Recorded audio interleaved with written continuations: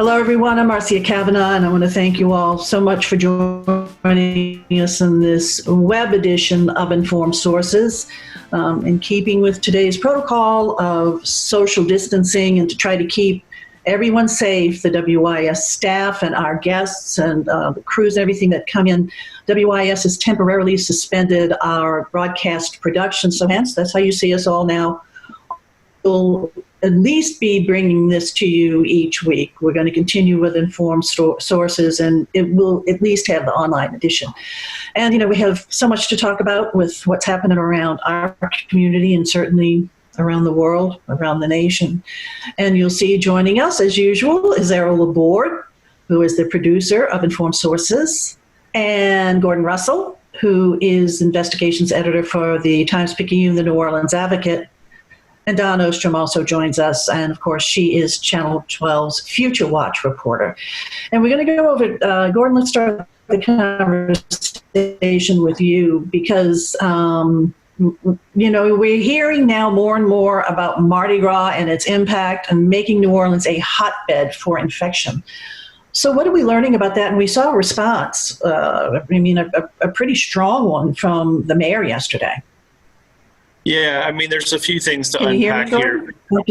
What we're learning is that, as we reported yesterday, New Orleans actually has the highest per capita death rate of any county in the country for coronavirus, and we're in the top 5 or so in terms of known infection rates. The infection rates are a little bit difficult to measure precisely because it depends on how much testing you're doing, of course.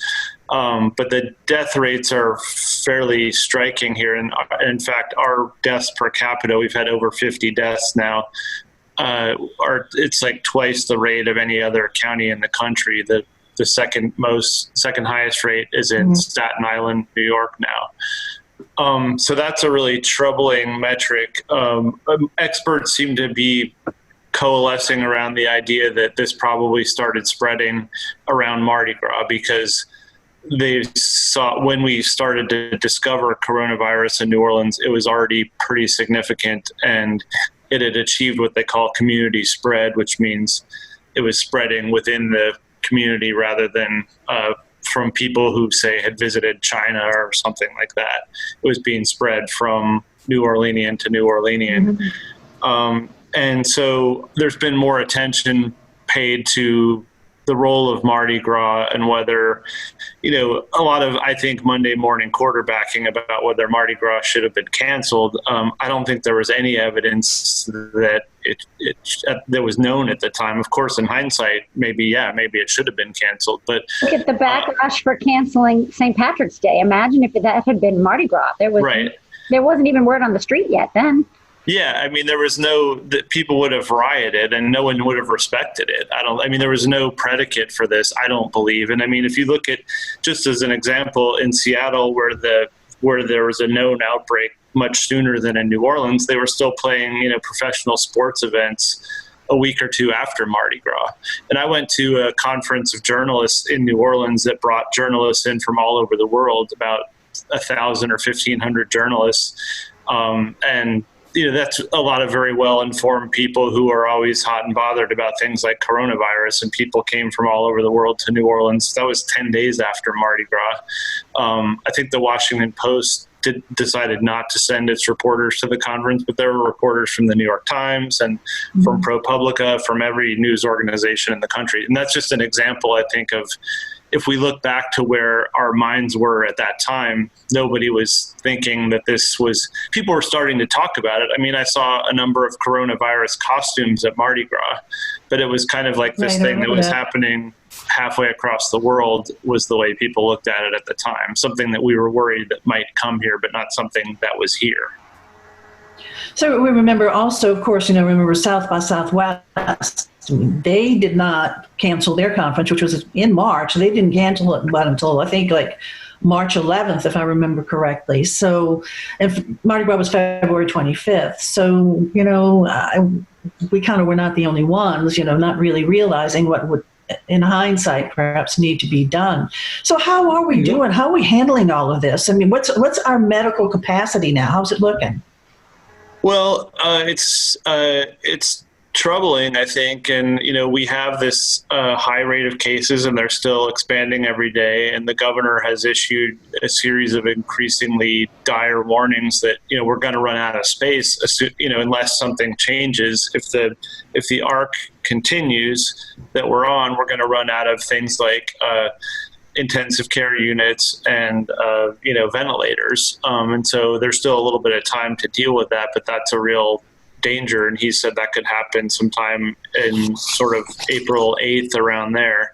The governor keeps invoking Italy as an example of what could happen here, and you guys have probably all read the stories about what's happened in Italy, but it's just been horrific, and there's been thousands of deaths and doctors having to make terrible decisions about who to give the ventilator to because there's not enough ventilators for all the people who need them. So are we going to have enough ventilators here? And that's I don't really think we know that yet. I think we don't think that we have enough. We have enough right now to deal with the people who are needing them right now. But if the demand continues to grow as it is expected, we don't have enough. However, that could be remedied in time. So I think that's, they're frantically scrambling to try to bring more ventilators in here, to manufacture more. I mean, there's all kinds of efforts underway. I mean, and of course, all of this is based on modeling, so we could have a greater or lesser need than what they're projecting. Gordon, to tie in what you were saying earlier about Mardi Gras, in Italy, there's some theory that there was a big soccer tournament in Milan. Yeah. And that it started there, but it drew huge crowds, lots of street activity, and then it developed from there. So the same sort of thing. We had a big crowd event.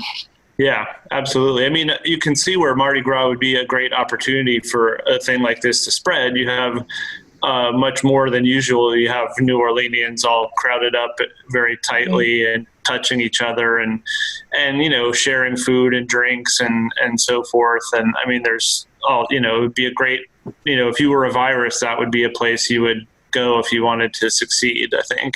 The difference is that New Orleans, they've been doing it since 1857. Yeah. I mean, there's a long history of it. And so it's just this one time. If this is in fact the reason, it's just this one time where you just had this unfortunate colliding of two circumstances. Well, yeah, I mean, and common colds and things like that usually spread a lot at Mardi Gras too. Mm-hmm. It's usually in the heart of the flu season, and we share our germs when we share our beads and our beers, but. Well, because crowds together. I mean, obviously now they're telling us social distancing, so we don't spread it. So health experts are saying it stands to reason with all of the people gathered for Mardi Gras, it could not necessarily be the reason, but certainly contribute to the spread of an infection as we have seen it. And so the death rate right now is New Orleans, the city of New Orleans Parish, still number one per capita? It is, and by a fairly wide margin. I wrote a story today about that, and it's a little bit, there's speculation about the reasons. One reason could be that we have a lot more coronavirus cases than we realize, which would obviously, and that we've had them longer than we realize, and that would be one way that we could have a high rate of deaths. Another theory, a couple more theories that experts floated that are probably contributors. We have generally an unhealthy population compared to other places, although, every community has people who are diabetic and who are elderly and who have hypertension, but we have more of those things than most communities. And all of those underlying conditions can contribute to death. And in fact, the state released some numbers today showing of the people who died, how many of them, what percentage had different underlying conditions.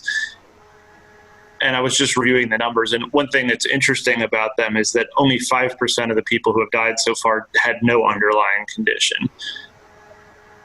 But some of the underlying conditions are not necessarily life-threatening ones, but they're things like obesity, diabetes, pulmonary problems, cardiac problems. So that's one factor. And then, of course, we've had the Lambeth House situation, which is a cluster, and so far at least 11 people have died at Lambeth House. And so that is, when you've had about 50 deaths 11 is a lot. It's a big percentage of them. But as I noted in the story today, if you removed Lambeth House from the equation entirely, we still would have the highest death rate in the country. So Lambeth House is a factor, but it's not the reason. Gordon, a lot of our deaths too are in the 40s and 50s age group population, right? More so than any other? There have been a lot. And again, we've profiled a number of these people, and going back to these health stats, I would say a lot of the people who have died here did have some kind of, underlying condition that probably was a contributing factor. Not that makes this, the fact is a lot of people have these things. It's not something that should make us not afraid of this disease, but I guess it's, it should make people who have underlying health problems especially careful, I think. Okay, we're going to join you again in a little bit, Gordon, to talk about healthcare capacity. But Don, I want to go over to you right now. And what is this doing just to normal everyday life? You and your family, you guys are in real estate, so you have a real firsthand knowledge. How is it impacting? Well, I'll take off my journalist hat and put on my realtor hat for a minute. Yeah. Just like Gordon was at a journalist meeting a couple of weeks ago, I was at a continuing education meeting with a couple thousand realtors on the Monday before the Friday that schools were shut down, just doing standard business. Business usually picks right back up after Mardi Gras. Usually we see a lull during Mardi Gras, and then right afterwards, people are, you've gotten through the holidays, you've gotten through Mardi Gras, people are ready to have open houses. The football season's over. It's usually very busy. And every client I have who's looking to purchase has said, hey, Dawn, I'm going to press pause for right now. It doesn't mean people can't be buying and selling real estate right now. The courts are still open. We've been advised as realtors to build in time into contracts right now because title searches and recording could take longer. There's also advice to do virtual open houses and virtual tours. I don't know a whole lot of people who like to buy property sight unseen. And by sight unseen, like not actually walking it and feeling the doors and turning on the sinks. People like to touch, see, and feel when they're buying property. And right now we're advised to show people just through video if they want to see property. I can say I personally have gotten one phone call in the last 2 weeks about properties. Nobody else is calling. Everybody's pressing pause. But mortgage rates are at historic lows too. So the hope is that once this situation dies down, that maybe there's a real boom. But a call we got today is from a doctor who's going to be locating here. Match day was this week for medical professionals to find out where they're going to do their residencies. Got a call from a doctor in New York, incidentally, who's going to be looking for a place to live in New Orleans because she'll be at Tulane. So there are people who still need housing, either rental or to purchase. So there will still be transactions happening. They've just really, really, really slowed down. Any idea what this is doing to property values? I'm not expert enough really to say on that yet. It depends on how long it goes. You can see in cities like New York where they're already talking about what to do about rent and whether rents will just be forgiven. I don't know how a property owner can just forgive rent. And then it gets to the mortgage company and whether the mortgage company will give some mortgage relief to the owner of that property. It doesn't just stop with the tenant and the building owner. It goes up and up so many layers. It's hard to know what we're doing here. I've had tenants reach out to me, hey, can I get a reduction in my rent? Or can I end my lease earlier than I was supposed to? Can I break my lease? What does this mean if I lose my job? It really, if we had a crystal ball, it would be lovely. It depends on how long it goes. If business goes back to usual and schools open back up and people start working again in April, I think it will just be a blip. If it goes on well into the summer, it could be really interesting. Well, one thing when something is a buyer's market, not a seller's market, perhaps. One thing when something is worldwide, no one can say, I'm going to walk away from New Orleans because look how bad things are here, because everywhere things are bad. And so it's the same situation. Right. Certainly some major urban centers in the country, and around the world. Well, and I keep hearing it may change, so much has happened lately, both in New Orleans and other cities where urban areas are being revitalized and people want to be downtown. Well, all of a sudden, everybody's working from home and figuring out, well, maybe I don't need that commute to downtown and I can be in the suburbs and it's not so bad. I can still do it all. So do our suburban areas grow faster and the hype downtown starts to shrink? I don't know. There is construction still happening on a lot of the new projects downtown in a slower fashion, but those job sites haven't completely shut down this week. So there's progress being made, but it's kind of a wait and see right now.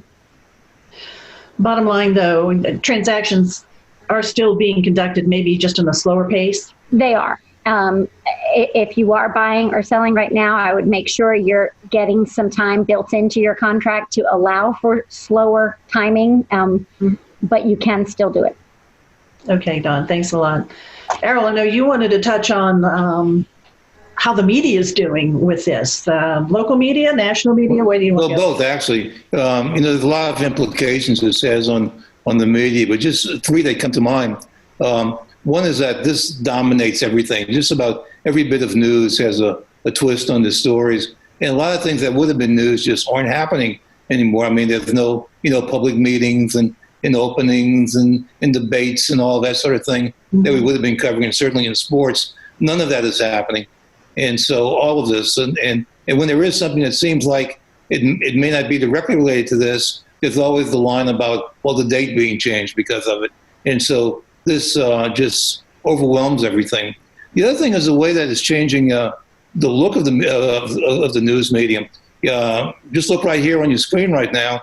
If you remember the traditional informed sources set, now you have 4 people at remote locations. It's a boom time for Skype and for Zoom and for all of that kind of technology. And if you look at the commercial television news, increasingly you're seeing a situation in newscasts where you'll have one anchor in studio.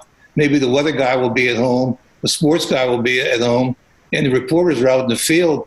And I've noticed that when the reporters are interviewing someone, remember the old image of the reporter walking along someone and sticking the microphone in their face? That's not happening. That reporter is 6 feet away. And so the whole look of it is different. It's most visible in TV, but it's happening too. I know WWL Radio has been broadcasting from home, and Gordon, I assume a lot of people at the Picayune are working from home now too. So it's the same pretty much exclusively, yeah. Yeah, and so the whole look and the gathering of it. But the other thing I've noticed, and I mean, this has been around, but it just seems to be more blatant, is with the national news, that you really see the divide in terms of national news between national and local news, how partisan national news tends to be, especially when you look at the cable talk shows, that they're really not as much about the virus as they're about the president. And there are some that like the president, there are some that don't like the president, but every night it seems to be like a beat down in one direction or the other. And you don't see that in the local news. Everybody's fortunately kind of united politically right now. John Bel Edwards is the governor, and no one is challenging him. No, probably, luckily, we're just past a governor's election, so there's not an election down the road to be a factor. But it's really different when you listen to it, and also with radio, with the talk radio, which tends to be very partisan too. And so national news, I just felt it more than any other story, that you really have to kind of work your way through and get past the politics and get to the story. Well, certainly it is presenting challenges for media, both national. Go ahead, E. Excuse me? Did you have one more comment, Errol? I'm sorry. I thought you were jumping in with something, but it certainly has been presenting challenges to everybody. I will say one thing for the media. For us, too. I will say one thing, that the news media are one profession, that when there is a major event like this, you don't walk away from. When there's a big event like this, this is when you have to work the hardest. This is when you're really called to do your job. And so it's a real challenge for all those that are doing it. And for the most part, I think doing a good job. This reminds me of, and like you said, you point out, it's nonstop. It reminds me a little bit of Hurricane Katrina. It's obviously Hurricane Katrina, just in terms of the pace of news and the hours and that kind of thing. It's a time when you feel like people are really engaged with the news much more than at other times. But it's just such a huge volume of things going on that need to be covered and written about. Whereas in other times, in more peaceful times, you feel like people aren't necessarily paying attention to everything you say and write, but at times like this, they really aren't. For instance, our web traffic at the newspaper it's up maybe 4 or 5 times what it normally is, something like that. And that's one difference with Katrina. At the time of Katrina, there was the internet and there were websites, but there weren't as many as there are now. I mean, there are hundreds, maybe thousands now of people, and they're all writing about the same thing. Some are going after the facts. Some are giving tips about being at home during the day. And so the increase of the web traffic is really tremendous, more than any event we've ever had. Mm-hmm. Gordon, let's get you talking a bit about now, because the Morial Convention Center is being eyed for another healthcare facility, right? Yeah, they're planning to turn it into sort of a field hospital. I think describing it as kind of a step-down facility which is like a place where people might go after they no longer need to be in intensive care. And they're setting it up for, I believe, 1,100 patients initially, although that could become a bigger number if it's needed. One good thing about the convention center is it's very, very large. So that's happening, and that's a clear sign of the fact that we don't have enough beds, as we talked about earlier. I think that the harder, from what I've been able to understand, from what the professionals have been telling us, adding hospital beds is not that big of a challenge, but adding things like intensive care units and ventilators, that's a more urgent challenge and harder to just sort of snap your fingers and make it happen. You can set up hospital beds almost anywhere. What's that? So you have to staff those beds as well. Exactly. And then I think the standards are just much different for an ICU type environment than they are for so right now the convention center is envisioned as a facility where I think people could go to recover when they've been sick, but they're not necessarily needing a ventilator or that sort of thing. But Gordon, remember after Katrina when the Superdome was used in the evacuation center? And that was very much criticized. People said it was a terrible experience. It didn't work out right. But this time, the convention center is being used kind of like with open arms. I mean, the administrative people are sending out press releases saying, welcome. So there seems to be a lot of coalescing behind this plan. Well, the convention center was used after Hurricane Katrina also as an ER, if you recall. Yeah.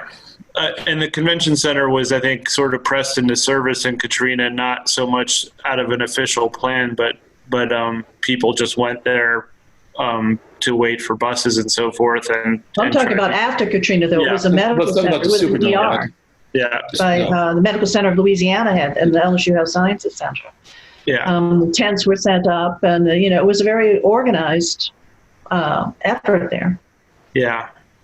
I mean, I from what I recall about the Superdome, a lot of what happened that was so grim at the Superdome was that it took so long for help to arrive here that it was never envisioned as a place where people were going to spend 6 or 7 days or 5 or 6 days. And, the plumbing stopped working. And I was in that building every day after the storm, and it was increasingly, disgusting. And people were, it was awful. It was like a humanitarian crisis in there. And it was envisioned as a place that people were going to ride out the storm and then go home and stay a night or two at most. And it got to be really awful. And one good thing about this is compared to that is we have things like power and air conditioning and working plumbing and, food and that sort of thing.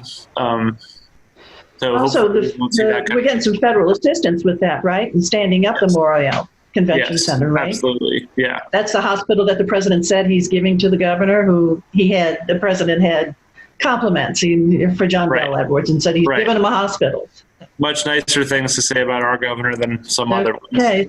When is the Morial Convention Center medical area going to be ready? Do we know? Well, they're starting to set it up today. I believe we were out there shooting pictures of it today. I don't know exactly when it's going to be ready. And I don't know that it's needed at this moment. I think they think that it's going to be needed. Okay. Okay, Don. Thanks, Gordon. Don, back over to you. As every parent knows, and grandparents do now, kids are not in school. So what is it looking like, in the school landscape? Are they going to be able to get back into the classroom to complete the semester? Now, I'm talking about pre-K through 12 right now. It really depends. As we all know, the governor has shut down all of it until at least April 13th.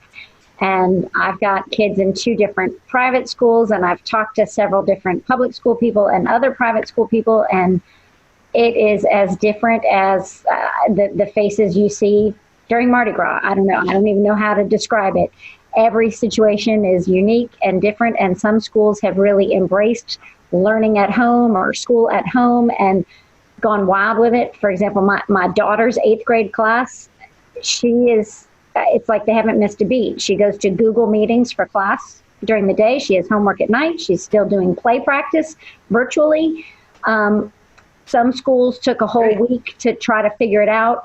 The governor has, or the Louisiana schools have gotten a waiver from the federal government to have assessments requirements waived for the rest of the school year, to also have their day count waived. So if we don't return to school, there won't be this push to have kids in school through June or July or something to get the days met.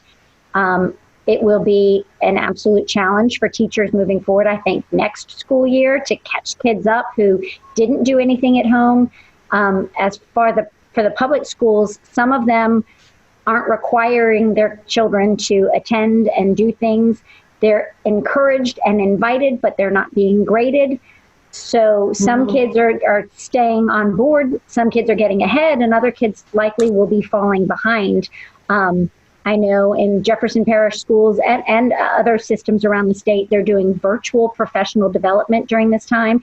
A lot of teachers weren't used to using Google Classroom or Zoom meetings for class or other things. They're learning how to do that, and then they're turning it around quickly and doing it for their students. The faculty and staff at all the state schools are getting paid through the remainder of the school year, whether we go back to school or not. There's lots of talk, these poor high school seniors who want to graduate and want to finish and want to have that last sporting event or that last play on the stage or whatever it is. It's unknown right now. And the schools are saying we need some heads up whether or not this is going to be extended after April 13th or whether we will actually go back to school, because they're preparing material, a lot of them 2 weeks at a time. When you come pick up your meals for the children who are on free and reduced lunch, when they come pick up meals, they're also picking up handwritten packets or copied packets of material to be working on. A lot of that work, again, is just refresher work or practice. It's not necessarily new material, since there's not necessarily a teacher present to teach that new material. It's just staying as close as you can to being where you were in class and moving forward from there. There are also an awful lot of resources available to students free right now. Including, Gemma, I've got to put a plug in for PBS. PBS and Learning Media has a lot of resources for parents, for teachers, entertaining and informational, and just strictly educational too. So you can go to WYES and pursue that a little bit, WYES.org, and find out more about that. But it's, online instruction is challenging. I know some college professors who aren't used to it and trying to learn it right now for their classes. But can you imagine if for a second grader, I bring that up because I read Keith Spears' column about homeschooling his kids, and his second grade son, the teacher had a group session like this with 20 kids trying to read. I can only imagine what that was like. Well, that's what he wrote was really bad. I have a third grader who has a Zoom morning meeting every day with his third grade class, and they're doing pretty well, but it's very funny to hear the teacher say, I am going to mute you all right now. Do not unmute yourself. I will call on you. So they're trying to raise their hands, and they're eager to see each other and talk. But just like we all learned how to text during Katrina and other technology, our children are learning Google Meets and Zoom and how to take pictures of their documents and submit them. I think it's really, really hard on the high stakes kids, the high school seniors who knows what college is doing about those final grades. It's also equally hard on the bottom end, the kids who don't know how to read. If you know how to read and you're in those in-between years, this will be, again, like I said in the earlier segment, it'll be a blip. But if you're in that crucial learning time of learning how to read or learn those math facts or put pieces together, hopefully parents are doing some work at home. Okay, Dawn, thanks. E, with you. Other news, is it other news happening? I mean, we're all just so focused on this.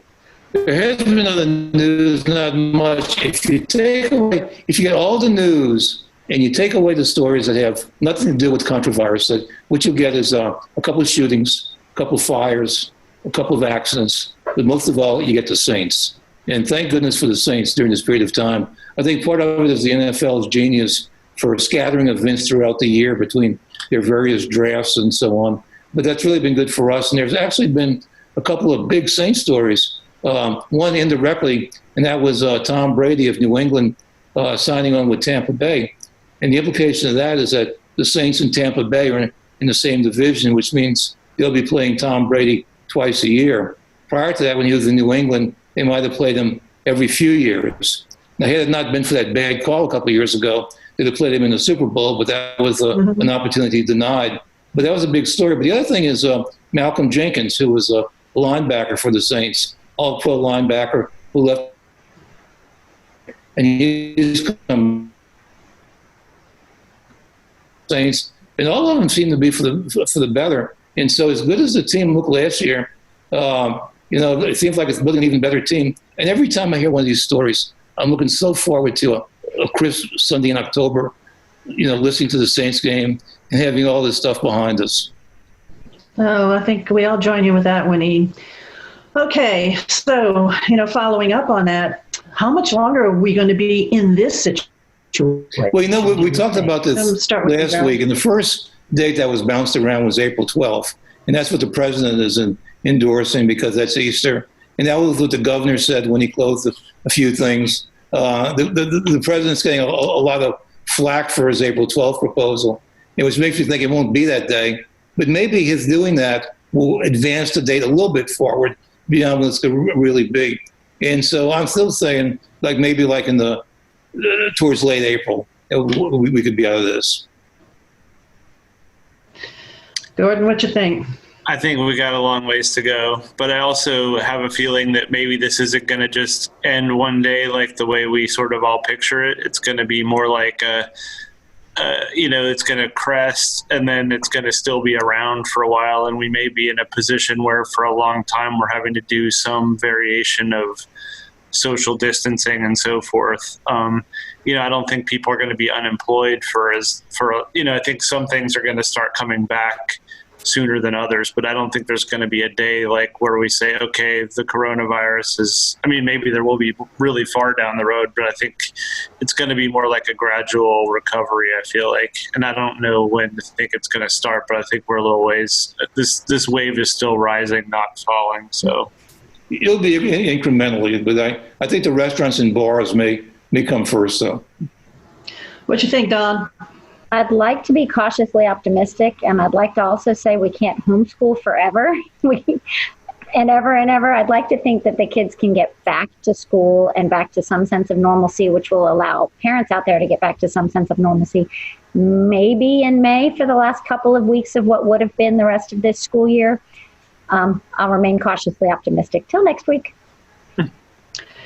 All right. Well, I guess we'll just have to wait and see, all of us in our respective places of social isolation. It's great to see you all. Nice to see you. I can't wait till I can see everybody again in person. So thanks a lot for joining us. And I want to thank George Matulik also, who is WYES Vice President of Production and Technology, because he's helping us put all of this together. And of course, I want to thank all of you guys for watching. Like I said, we will be here each Friday as usual for Informed Sources, and we look forward to the day when we can be broadcast to you again. So, but we will be here because we know this is an important story, and we want to bring the information that these folks who are out there reporting it or learning about it every day. We want to bring it to you. So thanks a lot for joining us. We wish you all the best. Hope you all stay healthy, stay well, and we will see you again next week for Informed Sources. Have a good evening.